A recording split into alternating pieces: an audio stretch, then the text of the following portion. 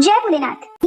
आज के इस पावन सोमवार व्रत के अवसर पर हम सभी भक्त आपके श्री चरणों में नमन करते हैं। हे प्रभु, हम सब के मन के सारे दुख, कष्ट और बाधाओं को दूर कर दीजिए। हम सब के जीवन में सुख, शांति और समृद्धि का प्रकाश भर दीजिए।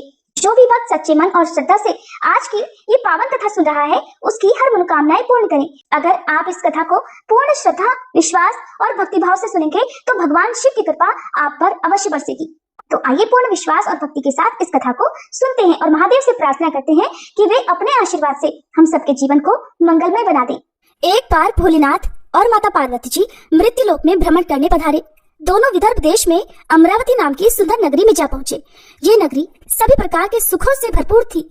वहाँ बहुत सुंदर सुंदर शिव जी के मंदिर भी थे। भगवान शंकर देवी पार्वती जी के साथ उन्हीं में से एक मंदिर में निवास करने लगे। एक दिन माता पार्वती ने भोलेनाथ के साथ चौसर खेलने की इच्छा प्रकट की। भगवान शिव ने उनकी बात सुन ली और वे दोनों चौसर खेलने लगे। तभी मंदिर का पुजारी पूजा करने आया। माता पार्वती ने पुजारी से पूछा, पुजारी जी बताओ हमें से कौन जीतेगा? पुजारी जी ने कहा, महादेव ही जीतेंगे। थोड़ी ही देर बाद खेल समाप्त हुआ तो विजय देवी पार्वती जी की हुई। माता पार्वती ने पुजारी जी से पूछा, बताओ पुजारी जी हमें से विजय किसकी हुई? तब पुजारी जी ने महादेव को ही विजयी होने की बात बताई। ये सुनकर देवी पार्वती जी को पुजारी जी पर क्रोध आया और उन्हें कोढ़ी होने का श्राप दे दिया। कोढ़ से ग्रस्त पुजारी बहुत दुखी रहने लगे। एक दिन देवलोक की अप्सरा भगवान शिव की पूजा करने के लिए उस शिव मंदिर में आई। पुजारी जी की कोढ़ की अवस्था देखकर दया भाव से पूछताछ करने लगी। तब पुजारी जी ने सारी बात अप्सरा को बता दी। उनमें से एक अप्सरा बोली, आप सभी व्रतों में श्रेष्ठ 16 सोमवार के व्रत करो, इससे शिव जी प्रसन्न होंगे और वे तुम्हारी कष्ट अवश्य दूर करेंगे। पुजारी जी ने इस व्रत की विधि पूछी। तब अप्सराओं ने बताया, सोमवार के दिन व्रत रखो, स्वच्छ वस्त्र धारण करो, संध्या और उपासना के बाद आधा किलो गेहूं का आटा लेकर इसके 3 भाग करो। घी, गुड़, दीप, नैवेद्य, पुंगीफल, बेलपत्र, जनेऊ जोड़ा, चंदन, अक्षत और पुष्प आदि से प्रदोष काल में भगवान शंकर का पूजन करो। 3 भागों में से 1 भाग शिव जी को अर्पण करो, बाकी 2 को शिव जी के प्रसाद के रूप में उपस्थित जन को बांट दो, खुद भी प्रसाद ग्रहण करो। इस तरह 16 सोमवार व्रत करो। 7वें सोमवार को पाव भर की पवित्र आटे की बाटी बनाओ, उसमें घी और गुड़ मिलाकर चूरमा बनाओ, शिव जी को भोग लगाकर उपस्थित भक्तों में बांट दो। इसके बाद परिवार सहित प्रसाद ग्रहण करो तो इससे सभी मनोरथ पूर्ण हो जाते हैं। ऐसी बात बताकर अप्सराएं चली गईं। पुजारी जी ने अप्सराओं की बताई विधि अनुसार 16 सोमवार के व्रत किए, जिसके पुण्य प्रताप से भगवान शिव की कृपा और माता पार्वती की दया से पुजारी जी कोढ़ मुक्त हो गए और आनंद से रहने लगे। कुछ समय के बाद भगवान शिव और देवी पार्वती जी वापस उसी मंदिर में आए। देवी पार्वती ने पुजारी जी को निरोगी देखकर कारण पूछा तो पुजारी जी ने 16 सोमवार व्रत की महिमा बताई। पार्वती जी खुद भी 16 सोमवार व्रत रखने के लिए तैयार हो गई और इस व्रत को करने से उनके रूठे हुए पुत्र कार्तिकेय जी देवी पार्वती जी के आज्ञाकारी हो गए। कार्तिकेय जी ने जब माता से पूछा कि माता आपने ऐसा क्या किया जिससे मेरा हृदय परिवर्तन हो गया, तब देवी पार्वती ने 16 सोमवार की कथा उन्हें सुना दी। कार्तिकेय जी ने अपने विशेष मित्र से जो कहीं खो गया था उससे मिलने की कामना में 16 सोमवार के व्रत किए तो उनका खोया हुआ मित्र उन्हें जल्दी मिल गया।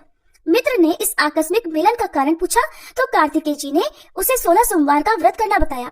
मित्र ने व्रत की विधि विधान पूछा और स्वयं के विवाह की मनोकामना से 16 सोमवार के व्रत धारण किए। इसके बाद कार्तिकेय जी का मित्र एक स्वयंवर सभा में गया तो वहाँ की राजकुमारी ने आकर्षित होकर उसके गले में वरमाला डाल दी और उसे अपना पति स्वीकार कर लिया।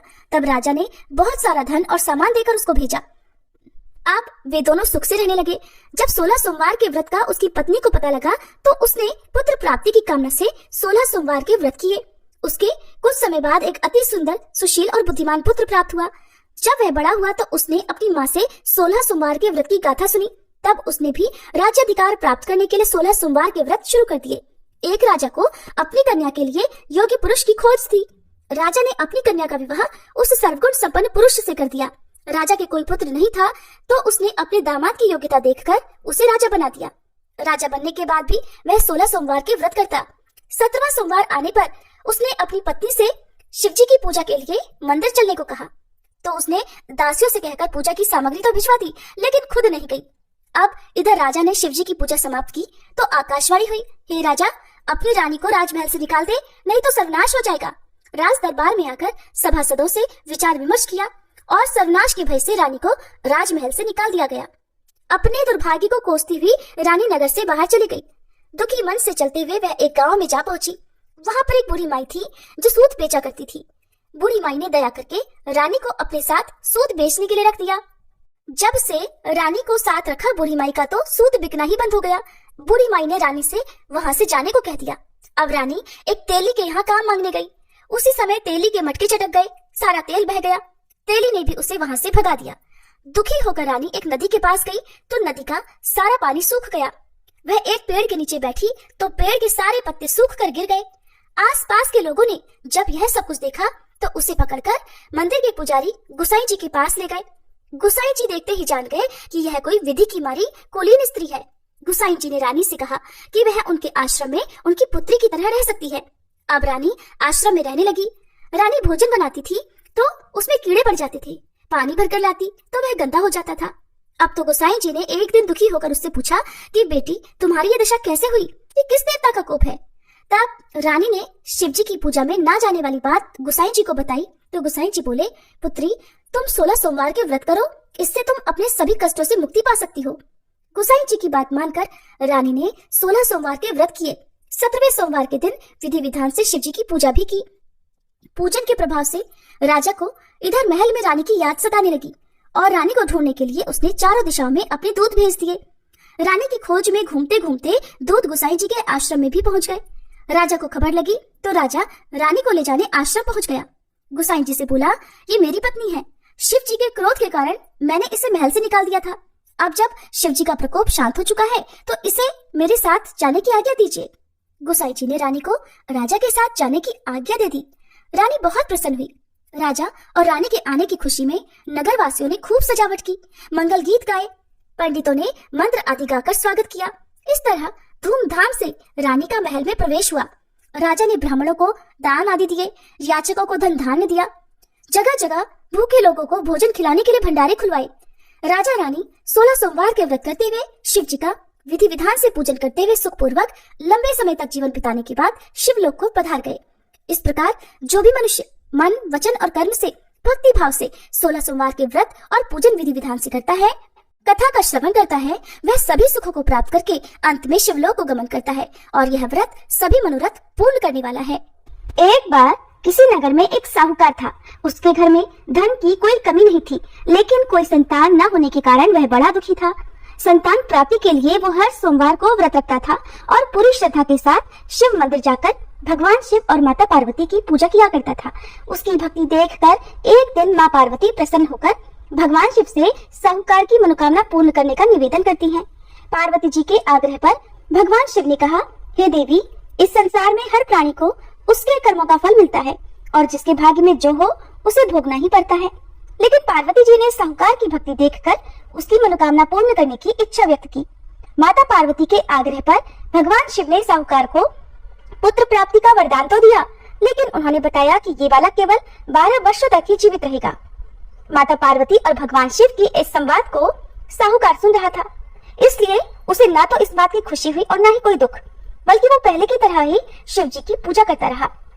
कुछ समय के बाद साहूकार की पत्नी ने एक पुत्र को जन्म दिया।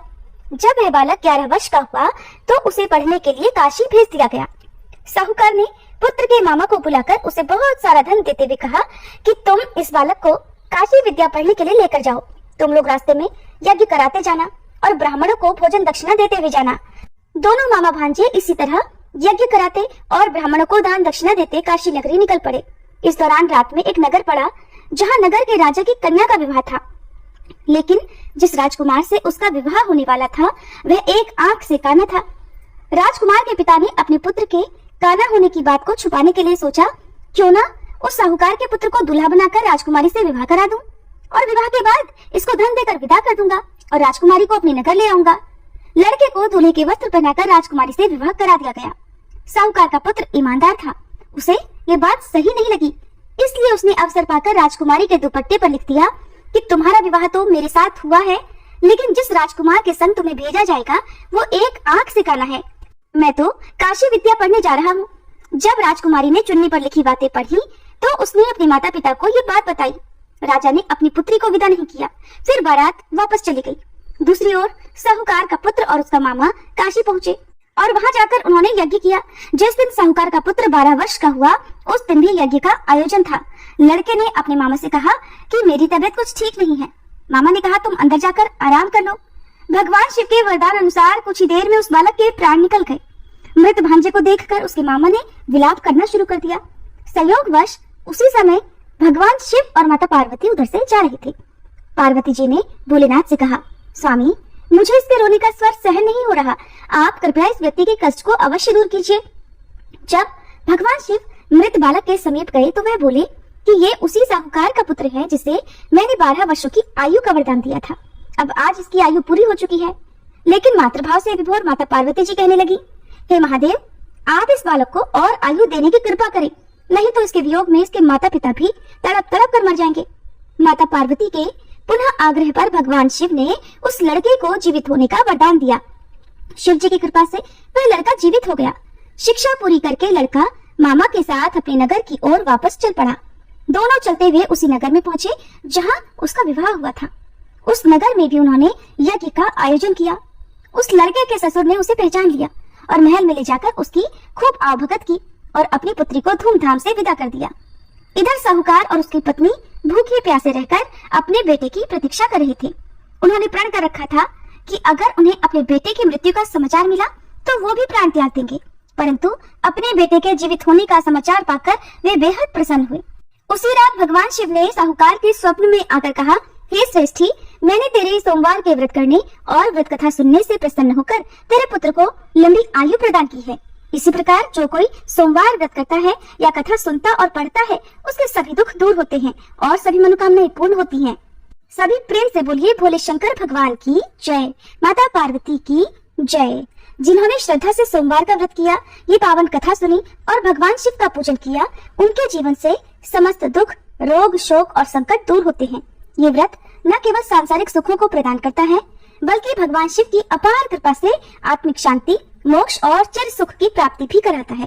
अब आइए हम पूर्ण समर्पण और सच्चे मन से भगवान से प्रार्थना करते हैं।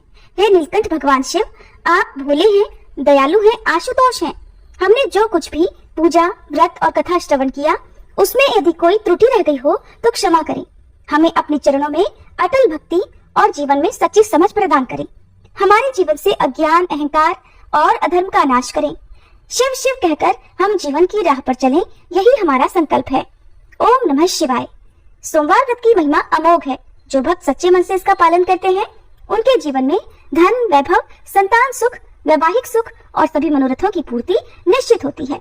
भगवान शिव से यही प्रार्थना है कि हम सभी पर उनकी कृपा बनी रहे। हर हर महादेव। ओम जय शिव ओमकारा, स्वामी जय शिव ओमकारा, ब्रह्मा विष्णु सदा शिव अर्धांगी धारा। ओम जय शिव ओमकारा, एकानन चतुरानन पंचानन राजे, स्वामी पंचानन राजे, हंसासन गरुड़ासन वृषवाहन साजे। ओम जय रूप निरखता त्रिभुवन जो भुज चार चतुर्भुज शिव दस भुज अति सोहे, अक्षमाला वंदे माला मुंडे माला धारी, स्वामी मुंडे माला धारी। चंदन मृग मद सोहे, भाले शशिधारी। ओम जय शिव ओमकारा, श्वेतांबर पीतांबर बाघांबर अंगे, स्वामी बाघांबर अंगे। सनकादिक गरुडादिक भूतादिक संगे। ओम जय शिव ओमकारा, कर के मध्य कमंडल चक्र त्रिशूलधारी, स्वामी चक्र त्रिशूलधारी। सुखकारी दुखहारी जग पालनकारी। ओम जय शिव ओमकारा, ब्रह्मा विष्णु सदा शिव जानत अविवेका, स्वामी जानत अविवेका। प्रणवाक्षर में शोभित ये तीनों एका। ओम जय शिव ओमकारा, त्रिगुण स्वामी जी की आरती जो कोई नर गावे, स्वामी जो कोई नर गावे। कहते शिवानंद स्वामी सुख संपत्ति पावे। ओम जय शिव ओमकारा, ओम जय शिव ओमकारा, स्वामी जय शिव ओमकारा। ब्रह्मा विष्णु सदा शिव अर्धांगी धारा। ओम जय शिव ओमकारा।